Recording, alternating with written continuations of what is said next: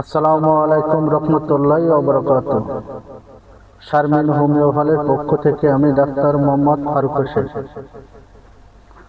আজকে গুরুত্বপূর্ণ আলোচনা পাইলসের বিষয়।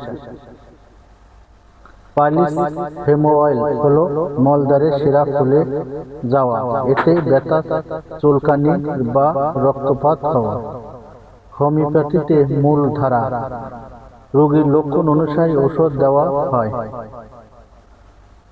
সবার জন্য একই ওষুধ নয়। প্রচলিত ঔষধ: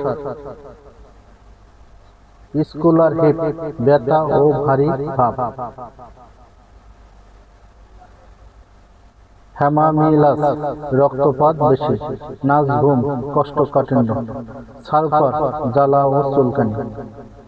প্রতিদিন 8 থেকে 10 গ্লাস পানি পান করুন। আয়রযুক্ত খাবার, শাকসবজি, ফলমূল এসবগুলি বেশি।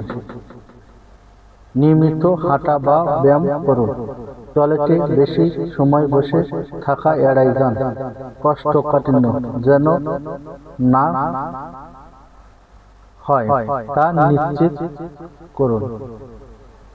আজই যোগাযোগ করুন শারমিন হোমিও হলে। Mobile number 01736124018 01736124018।